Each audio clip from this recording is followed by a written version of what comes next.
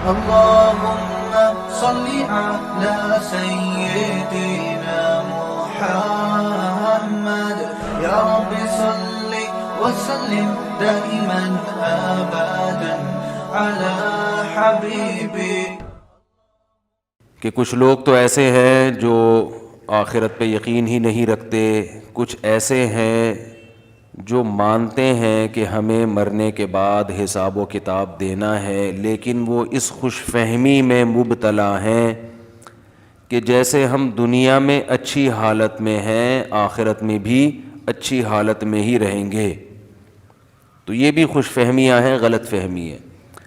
تیسرے وہ لوگ تھے جو یہ کہتے ہیں، اب بھی ہیں ایسے لوگ، اس زمانے میں بھی تھے، کہ ہمارے جو شرکاء ہیں جن کو ہم نے خدا کے ساتھ اللہ کی عبادت میں شریک کیا ہوا ہے، چونکہ یہ اللہ کے نیک بندے ہیں، نیک لوگ ہیں، یہ ہمیں بخشوا دیں گے، ہمیں عمل کی ضرورت نہیں ہے. اس پر میں نے پچھلے ہفتے تفصیل سے بیان کیا تھا کہ اندھی عقیدت انسان کو برباد کر دیتی ہے. اور اندھی عقیدت ہوتی کیوں ہے؟ کبھی کسی کے گیٹ اپ کو دیکھ کے انسان متاثر ہوتا ہے، واہ واہ واہ واہ کیا نورانی چہرہ ہے. کبھی کسی کے جذباتی بیانات سے متاثر ہوتا ہے، نعروں سے. ہمارے ہاں عمل کو نہیں دیکھا جاتا، باتوں کو دیکھا جاتا ہے، نعرے. کام کیا کر کے دکھایا حضرت جی نے؟ وہ زیرو. نعرے بہت، کام نہیں دیکھا جاتا کہ کام بھی کچھ ہوا ہے کہ نہیں ہوا. تو نعرے بازی، جو عشق مصطفیٰ میں زیادہ جذباتی تقریریں کر رہا ہے، چاہے وہ لوگوں کو بدعتوں میں ڈال رہا ہو، سنت کے راستوں سے ہٹا رہا ہو، اس کو نہیں دیکھا جاتا. تو اس لیے سب سے پہلے کس چیز کو فوکس کرنا ہے میرے بھائی؟ عمل کو. عمل. میں نے پہلے بھی یہ بات عرض کی تھی، آج کل ایک بہت بڑی بدعت کیا ہے کہ علماء کو الگ سے دفنایا جاتا ہے کسی الگ جگہ پہ. بھئی یہ جو عام قبرستان میں جو عام مسلمان ہیں، یہ کیا مریخ سے آئی بھی مخلوق ہیں؟ یہ کوئی اور مخلوق ہیں؟ ان میں کیوں نہیں دفناتے؟ یہ کیا؟ مجھے یاد ہے بچپن میں ایک صاحب نے نا، کہیں لوگ بیٹھے ہوئے کھانا کھا رہے تھے، تو ایک صاحب نے اپنا جھوٹا گلاس پی کے رکھا. تو اب ان کا بچہ اپنے باپ کا جھوٹا نہیں پی رہا، تو باپ کو غصہ آیا کہ میں کوئی بھینس ہوں جو میرا جھوٹا پیتے ہوئے تمہیں شرم آ رہی ہے، یا میں کوئی گائے ہوں؟ مطلب یہ کہ میں کوئی اچھوت تو نہیں ہوں نا جو باپ کا بھی جھوٹا نہیں پی رہے تم. تو جیسے یہ ابا کی توہین ہے کہ بیٹا نہیں پی رہا، تو اسی طرح یہ عام مسلمانوں کی توہین ہے ایک قسم کی، کہ عام لوگوں کو الگ قبرستان میں دفن کیا جائے اور جو خصوصی پروٹوکول والوں کو الگ جگہ پہ دفن کیا جائے. جو نیک لوگ ہوتے ہیں ان کی خواہش یہ ہوتی ہے کہ ہمیں عام مسلمانوں کے قبرستان میں ہی دفن کیا جائے، تاکہ جو اللہ کی رحمتیں ان عام مسلمانوں پر پڑ رہی ہیں وہی رحمتیں ہم پہ بھی ہوں. صرف پیغمبر کی یہ خاصیت ہے، صحیح حدیث ہے کہ کسی بھی پیغمبر کی جہاں موت واقع ہوتی ہے پیغمبر کو وہیں دفن کیا جاتا ہے، اس جگہ سے ہٹایا نہیں جاتا. تبھی ہمارے نبی صلی اللہ علیہ وسلم کی جو قبر مبارک ہے، جہاں آپ کا انتقال ہوا امی عائشہ کے حجرے میں، وہیں دفن کیا گیا. پھر حضرت ابو بکر، حضرت عمر نے خواہش ظاہر کی کہ ہمیں نبی کے پہلو میں دفن کیا جائے، کیونکہ یہ دونوں نبی کے سب سے قریبی ساتھی تھے اور اللہ ان کو مقام بھی دینا چاہتا تھا، تاکہ جو درود و سلام کے نذرانے نبی صلی اللہ علیہ وسلم پہ پیش کیے جائیں اسی کے ساتھ آپ دونوں پر بھی سلام کیا جائے. تو اللہ آپ کے مقام کو بڑھانا چاہتا تھا. اس کے بعد جتنے صحابہ ہیں سارے جنت البقیع میں دفن ہوئے ہیں، الگ سے ان کی کوئی الگ قبر نہیں بنائی گئی. حضرت عثمان کو دیکھ لیں، حضرت علی رضی اللہ تعالی عنہ ہیں، جتنے صحابہ عشرہ مبشرہ ہیں، الگ سے ان کے نہیں کہ بھئی یہ چونکہ زیادہ بڑا مقام تھا ان کی قبر وہاں بنے گی باقیوں کی یہاں بنے گی. تو جو مرنے والا ہوتا ہے اس کی تو یہ چاہت اکثر نہیں ہوتی، لیکن بعد کے مریدین کیا کرتے ہیں، وہ اپنے مشائخ کو, اپنے پیروں کو پروٹوکول دینے کے لیے الگ دفن کرتے ہیں. تو یہ عمل اللہ کو خوش کرنے والا نہیں ہے, اور اس سے شرک اور بدعت بھی پھیلتی ہے. کیونکہ جب آپ دیکھیں گے کوئی الگ سے قبر ہے, الگ سے پروٹوکول ہے, تو جن کے مزاج میں شرک ہوتا ہے وہ پھر اس کے ساتھ الگ سے کچھ کرنا شروع کر دیتے ہیں. قبروں کے طواف بھی ہوتے ہیں, قبروں پہ سجدے بھی ہوتے ہیں, قبریں اونچی بھی بنائی جاتی ہیں. تو صحیح مسلم کی حدیث ہے, رسول اللہ صلی اللہ علیہ وسلم نے حضرت علی کو حکم دیا کہ مدینہ میں جا کے دیکھو, کوئی بھی تصویر نظر آئے یعنی جاندار کی, اس تصویر کو بھی مٹاؤ, اور کوئی قبر ایک بالش سے زیادہ اونچی ہے اس کو گرا دو. تو حضرت علی رضی اللہ تعالیٰ عنہ کو آپ صلی اللہ علیہ وسلم نے باقاعدہ اس کا حکم دیا. تو اس لیے میرے بھائی, عقیدت میں اندھے ہو جانا اور شریعت کو چھوڑ دینا, اس سے اللہ بالکل بھی خوش نہیں ہوتا. اس سے پبلک بہت خوش ہوتی ہے. پبلک چلتی ہے نعروں کے پیچھے, پبلک کو جذبات سے ہٹ کے باتیں پسند ہی نہیں ہیں. اچھا, پبلک کا جو مزاج ہے نا, ہم تو پبلک میں رہے ہیں, تقریریں بھی کی ہیں, بیانات بھی کیے ہیں. میں تو بیانات کر رہا ہوں جب میں, میرا خیال ہے 13-14 سال کی عمر سے میں نے بیانات شروع کیے ہیں. بالکل یعنی بلوغت کی دہلیز پہ جب قدم رکھتا ہے نا, تو میرے والد صاحب چونکہ بیان کرتے تھے تو مجھے بھی وہ دے دیتے تھے بیان. تو پبلک کا مزاج یہ ہوتا ہے کہ پبلک منفی باتیں زیادہ شوق سے سنتی ہے. یعنی اگر آپ تعریفیں کرنا شروع کر دو نا, فلاں بھی ٹھیک ہے, فلاں بھی ٹھیک ہے, فلاں بھی صحیح ہے, فلاں بھی صحیح ہے, پبلک کو نہیں ایسے خطیب پسند آتے. ایسے لوگ پسند آتے ہیں پبلک کو جو ہر ایک کو برا کہہ رہے ہوں. یہ پبلک کا مزاج ہوتا ہے. حکومت کی برائیاں کرو, پبلک کہتی ہے یہ آدمی کیا ہے, حق پرست, یہ کیا کر رہا ہے, ڈنکے کی چوٹ پہ حکومت کو برا کہتا ہے. یہ آدمی ڈنکے کی چوٹ پہ جو ہے وہ فوجیوں کو برا کہتا ہے. یہ آدمی ڈنکے کی چوٹ پہ عمران خان کو برا کہتا ہے. یہ ڈنکے کی چوٹ پہ مولانا فضل الرحمان کو برا کہتا ہے. یہ ڈنکے کی چوٹ پہ نواز شریف کو برا کہتا ہے. اس کو نہیں دیکھا جاتا کہ بات صحیح کر رہا ہے, غلط کر رہا ہے. نمبر 2, اس برا کہنے کا کوئی فائدہ بھی ہے یا نقصان ہے. اس چیز کو پبلک, دیکھو ہر برائی بیان کرنے کی نہیں ہوتی, اس کا کوئی فائدہ نہیں ہوتا. مثال کے طور پر آپ کے علاقے کا کوئی بڑا تھانے دار ہے, SHO صاحب آیا آپ کے علاقے میں. اب اگر آپ اس تھانے دار سے بنا کے رکھیں گے, چل رہا ہے بیان, آپ اس تھانے دار سے اگر بنا کے رکھیں گے تو بہت سارے کام نمٹا سکتے ہیں آپ.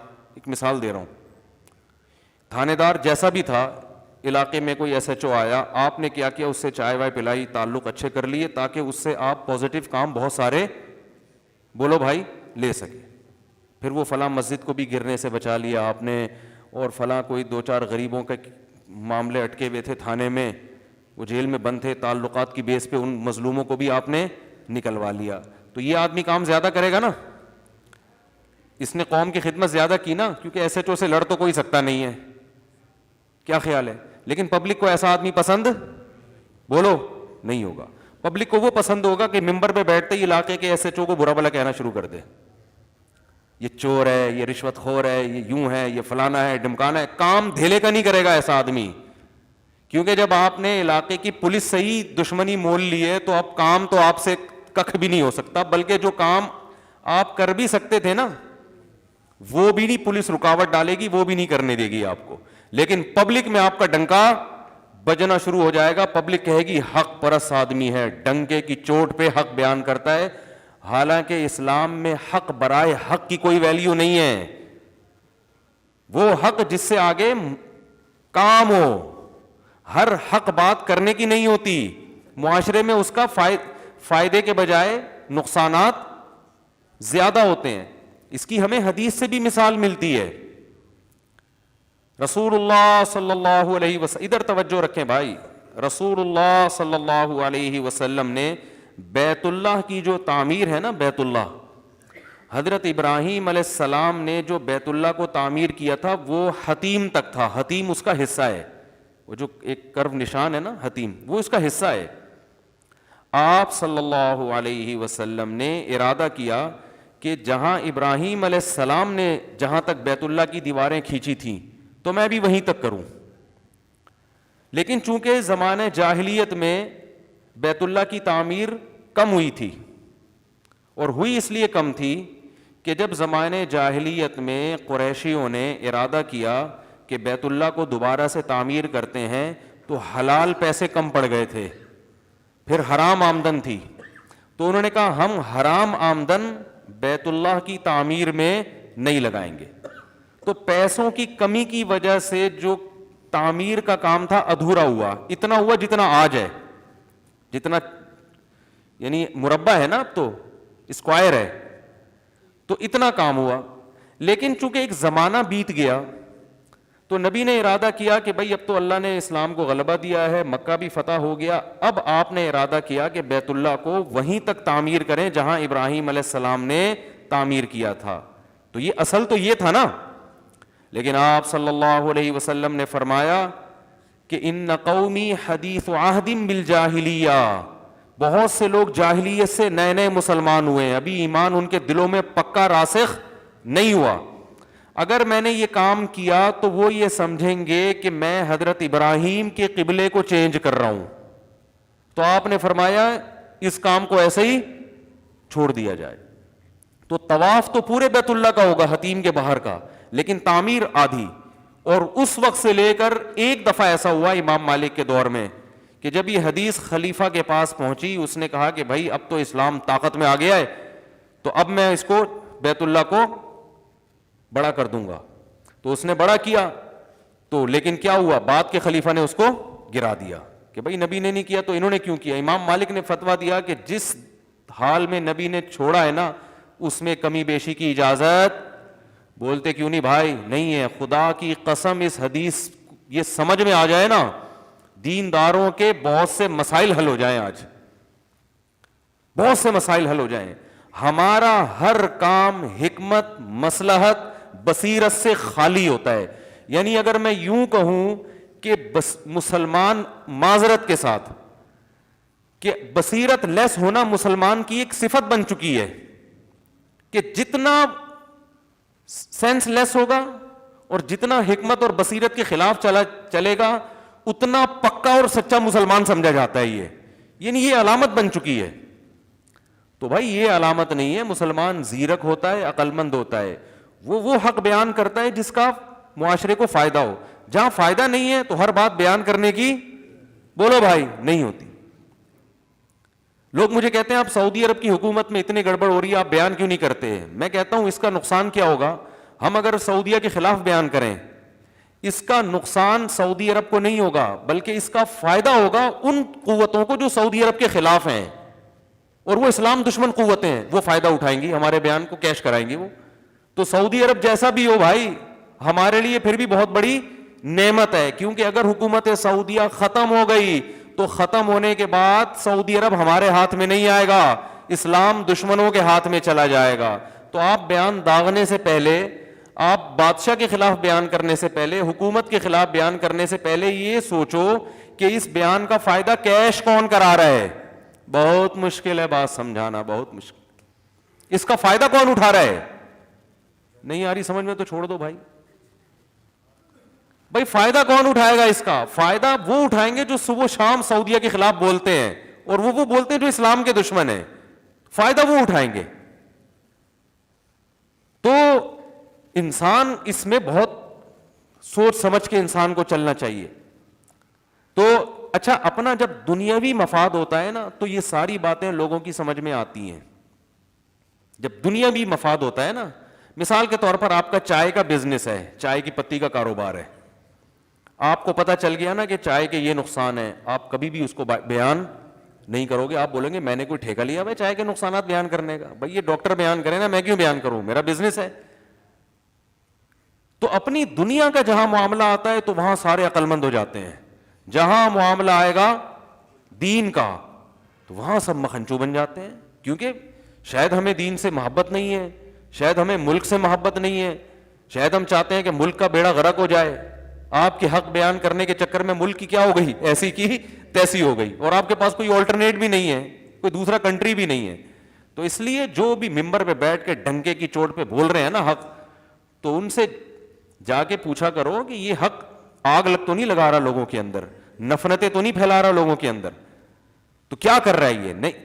تبھی دیکھو آپ نے کسی کو برائی میں دیکھا تو اسلام اجازت نہیں دیتا کہ آپ اس کی برائی لوگوں کے سامنے بیان کریں، حالانکہ حق تو ہے نا کہ وہ برا ہے تو برا ہے. بھائی بیان کرنے میں فائدہ کیا ہو رہا ہے؟ نمبر ایک آدمی کے راز فاش ہو رہے ہیں، وہ اگر کل توبہ کر کے اپنے آپ کو درست کر لیتا ہے، اللہ توبہ قبول کر لے گا، مگر پبلک اس کی توبہ قبول بولو نہیں کرے گی. مفتی طارق مسعود صاحب کے بیانات سننے کے لیے youtube.com/مفتی طارق مسعود کو سبسکرائب کریں، اور اگر آپ لائیو ویڈیو کو کبھی بھی مس نہیں کرنا چاہتے ہیں تو سبسکرائب کرنے کے بعد بیل آئیکن پہ کلک کرنا مت بھولیں. جزاک اللہ.